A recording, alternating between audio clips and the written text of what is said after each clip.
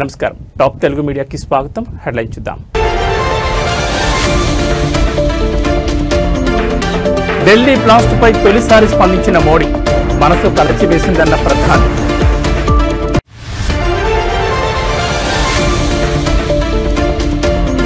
ఢిల్లీ ఎర్రకోట సమీపంలో జరిగిన కారు పేలుడు, 12కు చేరిన మృతుల సంఖ్య.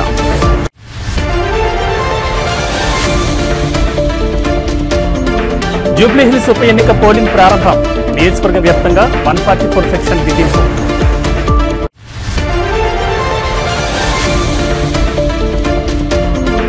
వర్క్ స్పేస్ పాలసీకి ఏపీ కేబినెట్ ఆమోదం, సొంత ఊర్లలోని ఐటీ ఉద్యోగాల కల్పనే ప్రధాన లక్ష్యం.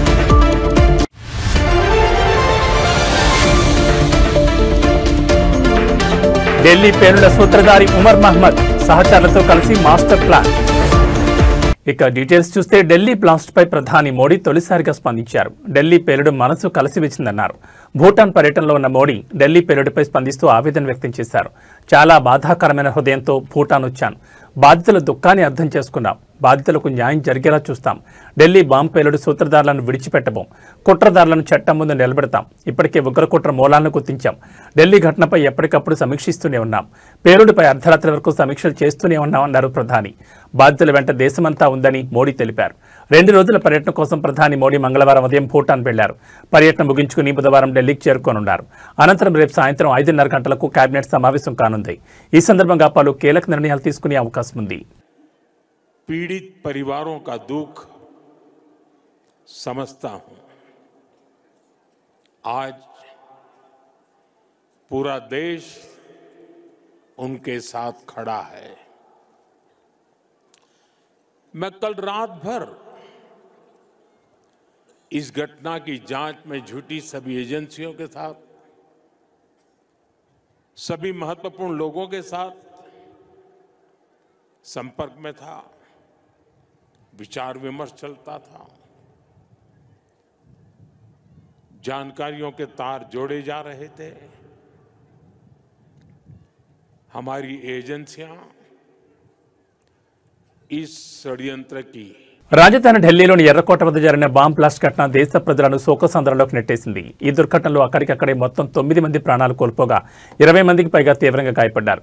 దీంతో అప్రమత్తమైన స్థానికులు భద్రతా సిబ్బందికి సమాచారం అందజేయగా వారు స్పాట్కు చేరుకుని కాలిన గాయాలతో అల్లాడుతున్న క్షతగాత్రులను సమీపంలోని లోకనాయక్ జయప్రకాష్ హాస్పిటల్కు చికిత్స నిమిత్తం తరలించారు. అయితే ఇవాళ ఉదయం ఆసుపత్రిలో చికిత్స పొందుతున్న వారిలో మరో 3 ప్రాణాలు కోల్పోయినట్లుగా కొద్దిసేపటి క్రితం ఢిల్లీ పోలీసులు అధికారిక ప్రకటన విడుదల చేశారు.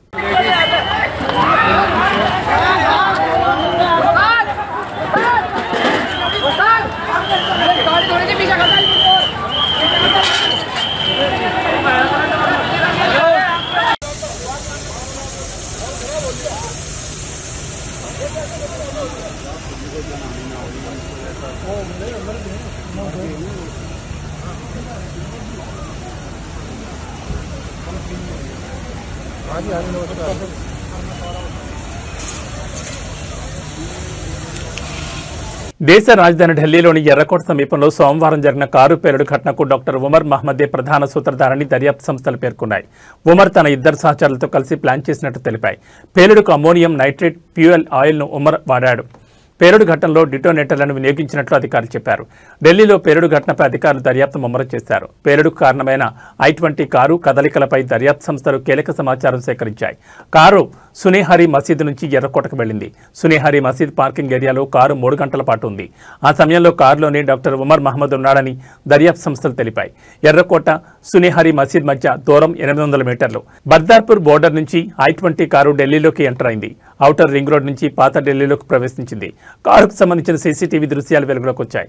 కారు పేలుడులో సూత్రధారి ఉమర్ మహ్మద్ తల్లి, 2 సోదరులు ఆషిక్ మహ్మద్, జహూర్ అహ్మద్లను జమ్మూ కాశ్మీర్ పోలీసులు నిర్బంధంలోకి తీసుకున్నారు. ఉమర్ పేలుడుకు పాల్పడినట్లుగా వార్తలు రావడంతో అతడి కుటుంబం నిర్ఘాంతపోయింది. డాక్టర్ అయిన ఉమర్ పైనే కుటుంబం అన్ని ఆశలు పెట్టుకుంది. డాక్టర్ అయి కుటుంబానికి ఆధారంగా ఉండడాన్ని ఆశపడ్డామని అతడి తల్లి చెప్పింది. కుటుంబం కోసం ఉమర్ ఎంతో కష్టపడ్డాడని పేర్కొంది. ఫరీదాబాద్ మాడ్యూల్తో అతడికి సంబంధాలున్నట్లు అధికారులు అనుమానిస్తున్నారు.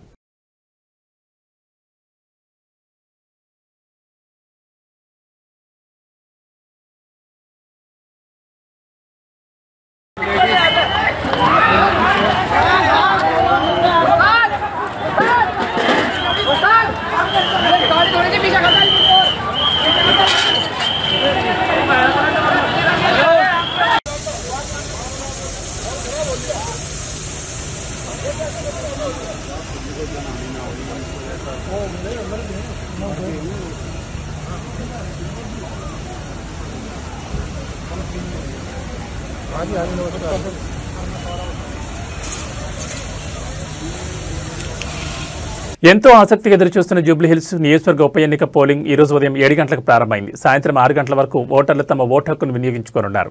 ఎన్నికల సంఘం అధికారులు ఈ ఉప ఎన్నిక కోసం పటిష్టమైన ఏర్పాట్లు చేశారు. పోలింగ్ ప్రారంభానికి ఉదయం 6 గంటల 30 నిమిషాలకు మాక్ పోలింగ్ నిర్వహించి ఈవీఎంల పనితీరును సరిచూశారు. ఉప ఎన్నిక నేపథ్యంలో నియోజకవర్గ వ్యాప్తంగా ఎలాంటి అవాంఛనీయ ఘటనలు జరగకుండా కట్టుదిట్టమైన భద్రతను ఏర్పాటు చేశారు. 144 సెక్షన్ అమల్లో ఉంది. సున్నితమైన ప్రాంతాల్లో డ్రోన్ల సహాయంతో అధికారులు ఎప్పటికప్పుడు సమీక్షిస్తున్నారు. పోలింగ్ ప్రక్రియను సజావుగా నిర్వహించేందుకు సుమారు 3,000 మంది పోలింగ్ సిబ్బంది, 2,000 మంది పోలీసులు విధుల్లో పాల్గొన్నారు. ఎన్నికల నియమావళిని అతిక్రమిస్తే కఠిన చర్యలు తీసుకుంటామని అధికారులు హెచ్చరించారు. ఈ ఉప ఎన్నికల్లో మొత్తం 58 మంది అభ్యర్థులు తమ అదృష్టాన్ని పరీక్షించుకుంటున్నారు. నియోజకవర్గంలో దాదాపు 4 లక్షల మంది ఓటర్లు ఉండగా వారి కోసం 407 పోలింగ్ కేంద్రాలను సిద్ధం చేశారు. ఇప్పటికే 103 పోస్టల్ బ్యాలెట్ ఓట్లు పోలైనట్లు అధికారులు తెలిపారు. కాగా బీఆర్ఎస్ అభ్యర్థి మాగంటి సునీత నవోదయ కాలనీలోని 290వ నెంబర్ పోలింగ్ కేంద్రంలో తన ఓటు హక్కును వినియోగించుకున్నారు. ఈ సందర్భంగా మాట్లాడుతూ జూబ్లీహిల్స్ ప్రజలందరూ తమ ఓటు హక్కును తప్పనిసరిగా వినియోగించుకోవాలని విజ్ఞప్తి చేశారు.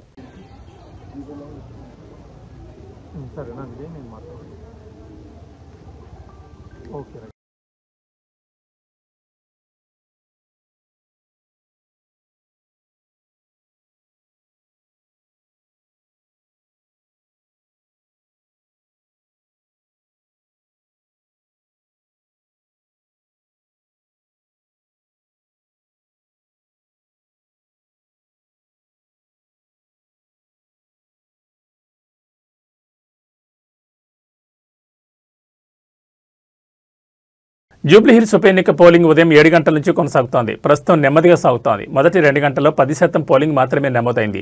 పలువురు సెలబ్రిటీలు, నేతలు వచ్చి తమ ఓటు హక్కును వినియోగించుకుంటున్నారు. ఇక తాజాగా బీఆర్ఎస్ ఎమ్మెల్యే అభ్యర్థి మాగంటి సునీతను పోలీసులు అడ్డుకున్నారు.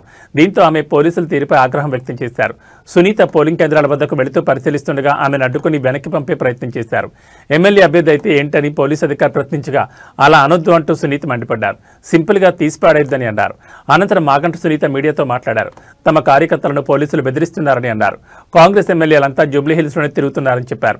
ఎంత అధికారులు ఉంటే మాత్రం అధికారులు ఇష్టం వచ్చినట్లు ప్రవర్తిస్తారా అని ప్రశ్నించారు. ఓటింగ్ ఎలాగైనా డిస్టర్బ్ చేయాలని చూస్తున్నారని, గొడవలు చేయాలని చూస్తున్నారని అన్నారు. ఈ కార్యక్రమంలో పోలీసులు, బీఆర్ఎస్ కార్యకర్తల మధ్య వాదన జరిగింది. అక్కడక్కడ చిన్న చిన్న ఘటనలు మినహా పోలింగ్ ప్రశాంతంగా కొనసాగుతోంది.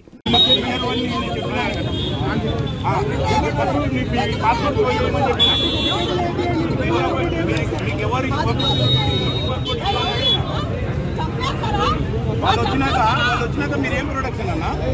వాళ్ళు వస్తున్న పైకి మీరేం ప్రొడక్షన్? ఎందుకు ఎవరిని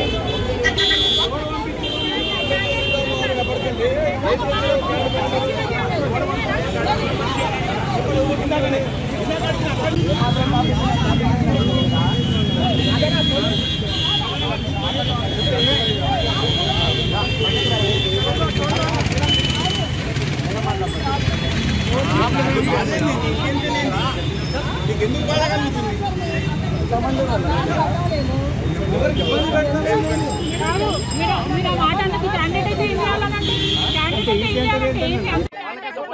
ఎక్కడ సీఏ కూడా వాళ్ళకే సపోర్ట్ చేస్తున్నాడు.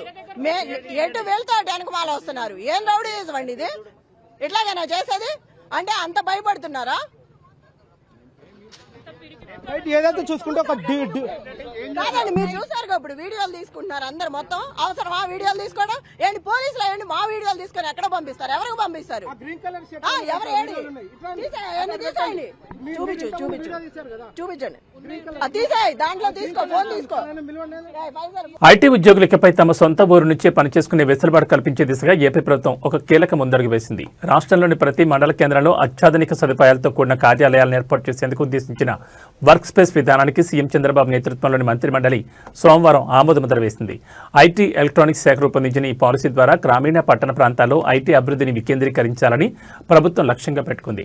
నైపుణ్యం ఉన్నప్పటికీ ముఖ్యంగా మారుమూల ప్రాంతాల్లోని ఐటీ నిపుణులకు హైస్పీడ్ ఇంటర్నెట్, ఆఫీస్ వాతావరణం వంటి సదుపాయాలు అందుబాటులో ఉండవు. సొంతంగా కార్యాలయం ఏర్పాటు చేసుకునే ఆర్థిక స్తోమత అందరికీ ఉండదు. ఈ సమస్యలకు పరిష్కారం ప్రతి మండలంలోనూ వర్క్ స్పేస్ స్టేషన్లు ఏర్పాటు చేయాలని ప్రభుత్వం నిర్ణయించింది. దీనివల్ల నగరాలకు వలస వెళ్లకుండా స్థానికంగానే ఉంటూ ఉద్యోగాలు చేసుకునే అవకాశం కలుగుతుంది. ఈ పాలసీలో భాగంగా వర్క్ స్పేస్లను ఏర్పాటు చేసే వారికి ప్రభుత్వం ప్రత్యేక ప్రోత్సాహకాలు అందించనుంది. ఇందులో high speed broadband internet, video conference, business మీటింగ్ల కోసం ప్రత్యేక గదులు, స్కానింగ్, ప్రింటింగ్, లాకర్లతో పాటు నిరంతర విద్యుత్ సరఫరా వంటి సదుపాయాలు తప్పనిసరిగా ఉండాలి. విద్యార్థులు, నిపుణులకు డిజిటల్ నైపుణ్యాలు శిక్షణ ఇచ్చేందుకు అవసరమైన సౌకర్యాలు కూడా కల్పించాలని పాలసీలో పేర్కొన్నారు.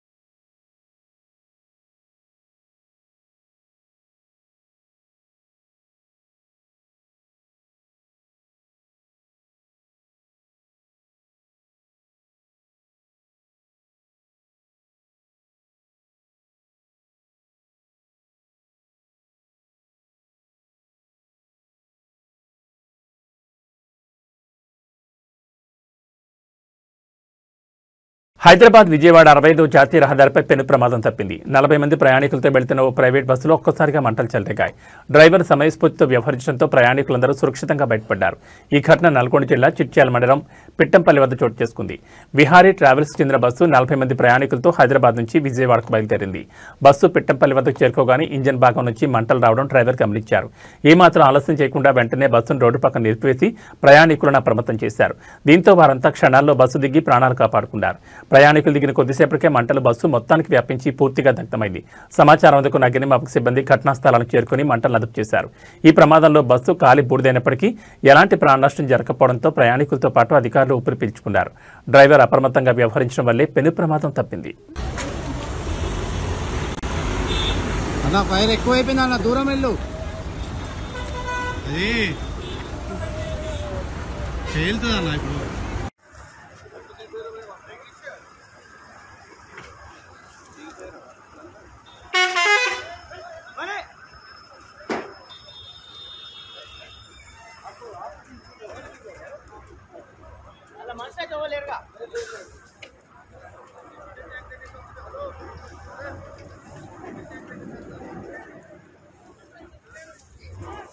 జూబ్లీహిల్స్ ఉప ఎన్నిక పోలింగ్ వేళ నాన్ లోకల్ నేతలపై ఎన్నికల సంఘం తీవ్ర ఆగ్రహం వ్యక్తం చేసిన విషయం తెలిసిందే. ఎన్నికల కోడ్ను ఉల్లంఘిస్తూ పోలింగ్ బూతుల వెంట తిరుగుతున్న ఎమ్మెల్యేలు, ఎమ్మెల్సీలపై కఠిన చర్యలు తీసుకోవాలని ఈసీ అధికారులకు స్పష్టమైన ఆదేశాలు జారీ చేసింది.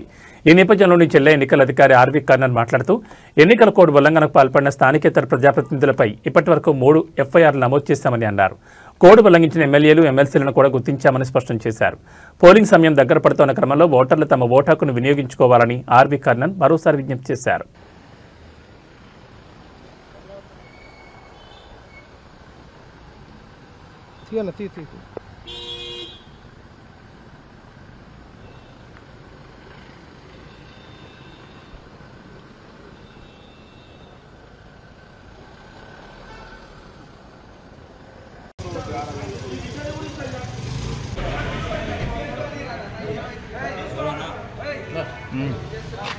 ఏమైతుంది?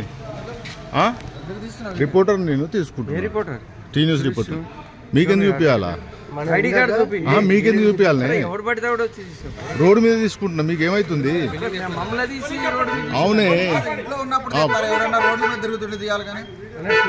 రోడ్డు మీదకి వెళ్ళి తీస్తున్నా కదా. మా ఇంట్లో మేము ఉంటే ఎందుకండి మీకు అంత ఇబ్బంది? నేను ఇబ్బంది పోలింగ్ బూతుల దగ్గర ఉంటే అది సరే మీ బాధ్యతగా మీరు చేసుకుంటారు. ఇది మేమేదో మాట్లాడుకుంటే ఎంతవరకు కరెక్ట్? అది కరెక్ట్ కాదు. అరే పోలీసులకు తెలిసే నువ్వు వాళ్ళకి చెప్పు. నాకేం తెలుసా నువ్వు ఎవరో? మీరు కూడా ఎవరో నాకు తెలియదు కదా. అందుకనే అడుగుతున్నా. ఐడి కార్డు చూపిస్తే కదా. ఇగో ఇక్కడ అవసరం ఉన్నట్టు బాయ్ బాయ్ బస్ బూత్ ఒక దగ్గర ఇప్పుడు ఎలక్షన్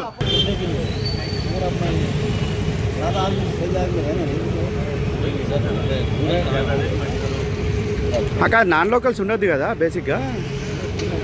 అంటే ఎట్లా నాకు మరి రూల్స్ మాకైతే తెలుసు, మీకు ఏమైనా ఉంటే చెప్పండి కొత్త. నేను మీడియా కాబట్టి రికార్డ్ చేస్తున్నా, నాన్ లోకల్ కాబట్టి. రోడ్ మీద ఉండొద్దు కదా. ఏం చేయలేదంటే మీరు ఓటర్లతో మాట్లాడుతున్నారు కదా, ఇప్పటిదాకా ఇద్దరు ఓటర్తో మాట్లాడినావు కదా. ఉండొచ్చు అంటే చెప్పండి, మరి రూల్స్ ఏమైనా కొత్త రూల్స్ ఉంటే చెప్పండి, నేను చెప్పి వాడదాం. మాకు తెలియదు కదా, మాకు కూడా మీరు ఎమ్మెల్సీ కదా, మాకు కొంచెం తెలిసి మేము వాడుకుంటూ చెప్తాం. ఎవరన్నారు ఓటు వేయడానికి? ఎవరు రారండి, ఓటు ఉన్నోళ్ళే వస్తారు ఇక్కడికి. నేనేది పోతా, మీకు చూపించండి, మరి పాస్ ఉంటే చూపించండి. నా పాస్ ఉంది, బాధ్యత చూపిస్తే మీరు చూపించండి,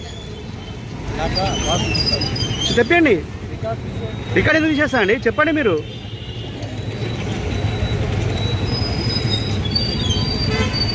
రికార్డ్ ఎందుకు తీసేస్తారు? ఎందుకు మీ పోలీసు వాళ్ళు ఏం చేస్తారు నాకు అర్థం కాదు. మీరు పోలీసు వాళ్ళు చెప్పాలి కదా.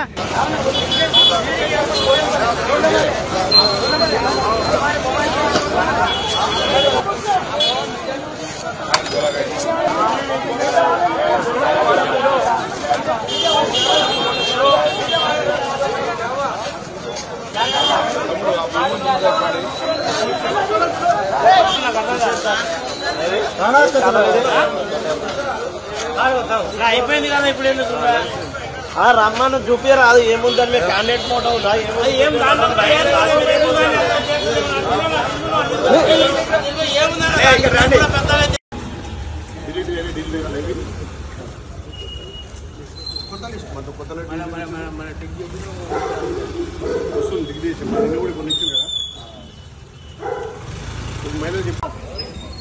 సార్ మనీలో పెట్టు.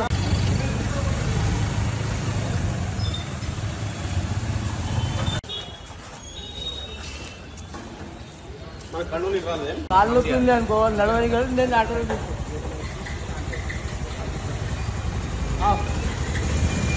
ఆల్రెడీ వచ్చేసాను.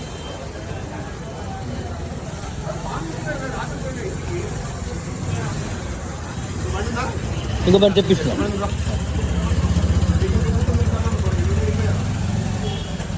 శ్రీవారి లడ్డూ ప్రసాదం కల్తీ కేసులో దేశ అత్యున్నత న్యాయస్థానం నియమించిన ప్రత్యేక దర్యాప్తు బృందం విచారణ వేగవంతంగా కొనసాగుతోంది. ఇప్పటికే ఈ కేసులో మొత్తం 15 మంది నిందితులను అదుపులోకి తీసుకున్నారు. తాజాగా A16 గా ఉన్న అజయ్ కుమార్ సుగంధను సిట్ అరెస్ట్ చేసిన విషయం తెలిసిందే. ఈ నేపథ్యంలోనే గతంలో తిరుమల తిరుపతి దేవస్థానం ఈవోగా పనిచేసిన ధర్మారెడ్డి ఇవాళ తిరుపతిలోని సిట్ కార్యాలయానికి వచ్చారు. ఈ మేరకు ఆయన అధికారులు కల్తీ కేసులో ప్రశ్నించి ఆయన స్టేట్మెంట్ రికార్డ్ చేస్తున్నారు. కాగా గత ప్రభుత్వం హయాంలో భోలే బాబా ఓరోగానిక్ డైరీ సంస్థ టీటీడీకి 68.17 లక్షల కిలోల కల్తీని సరఫరా చేసినట్లుగా సిట్ నిర్ధారించింది. అందులో 57.56 లక్షల కిలోల palm oil, palm can oil, palm styrene తదితర రసాయనాలు వినియోగించారని పేర్కొంది. గుజరాత్ రాష్ట్రం ఆనంద్లోని ఎన్డీడీబీ కాఫ్ నీని మరోసారి పరీక్షించి ఇదే ఏడాది మార్చి 27న కల్తీని ధృవీకరించిందని సిట్ వెల్లడించింది. మొత్తం కల్తీ నెయ్యిలో 137.22 కోట్ల విలువైన 37.38 లక్షల కిలోల నెయ్యిని తిరుపతి జిల్లా పునబాకలోని శ్రీ వైష్ణవి డైరీ ద్వారా భోలేబాబా కంపెనీ తిరుమలకు సరఫరా చేసింది.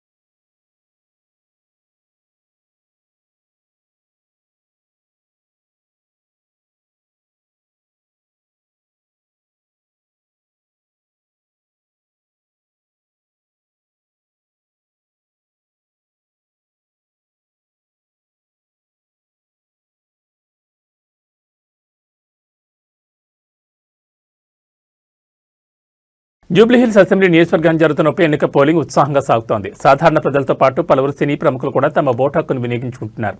ఇందులో భాగంగా ప్రఖ్యాత దర్శకుడు ఎస్ఎస్ రాజమౌళి తన భార్య రమతో కలిసి వచ్చి ఓటు వేశారు. షేక్పేట్ డివిజన్ పరిధిలోని ఓ ఇంటర్నేషనల్ స్కూల్లో ఏర్పాటు చేసిన పోలింగ్ కేంద్రానికి రాజమౌళి దంపతులు సాదాసీదాగా విచ్చేశారు.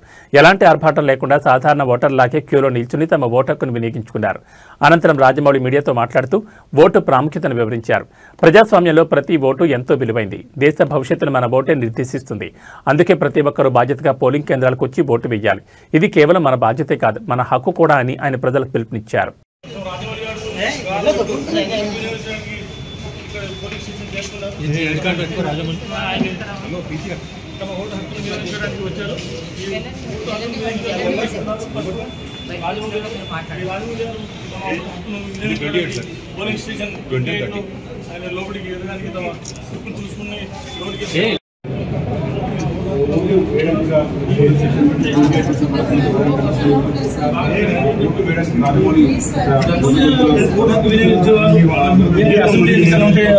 ఒక విధంగా ఉంటుంది, కానీ ఉప ఎన్నికల్లో మాత్రం తమ ఓటు హక్కుని వినియోగించుకోవడానికి చాలా మంది బారులు తిరుగుతున్నారు.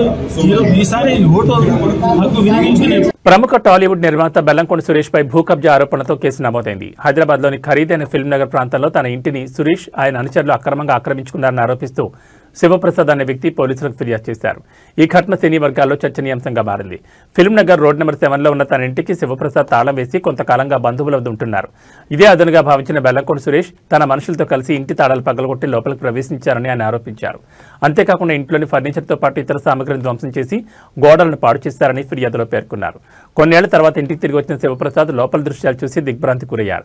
ఈ విషయంపై మాట్లాడేందుకు తన సిబ్బందిని బెల్లంకొండ సురేష్ ఇంటికి పంపగా అక్కడ తీవ్ర వాగ్వాదం చోటు చేసుకుందని, వారిపై దాడికి కూడా ప్రయత్నించారని ఆయన వివరించారు. శివప్రసాద్ ఇచ్చిన ఫిర్యాదు ఆధారంగా ఫిల్మ్నగర్ పోలీసులు బెల్లంకొండ సురేష్ పై BNS 329(4), 324(5), 351(2) సెక్షన్ల కింద కేసు నమోదు చేసి దర్యాప్తు చేస్తున్నారు. అయితే ఈ తీవ్ర ఆరోపణలపై బెల్లంకొండ సురేష్ వైపు నుంచి ఇప్పటి వరకు ఎలాంటి అధికారిక ప్రకటన వెలువడలేదు.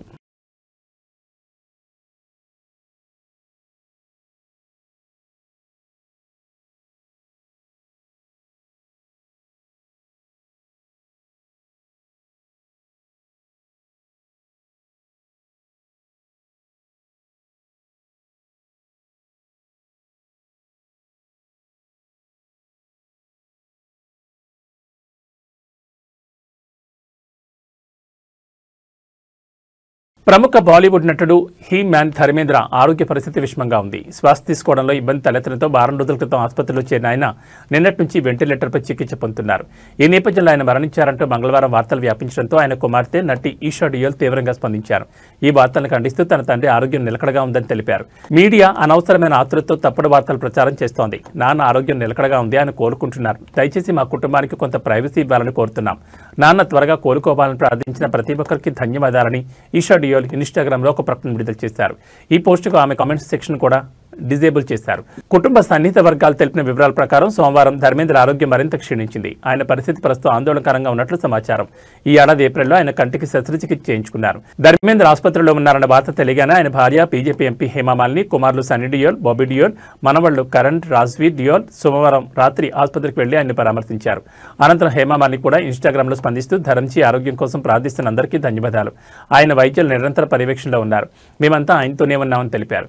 వీరితో పాటు షారూక్ ఖాన్, ఆయన కుమారుడు ఆర్యన్, సల్మాన్ ఖాన్, గోవిందా, అమీషా పటేల్ వంటి పలువురు బాలీవుడ్ ప్రముఖులు కూడా ఆసుపత్రికి వెళ్లి ఆయన ఆరోగ్య పరిస్థితి గురించి అడిగి తెలుసుకున్నారు.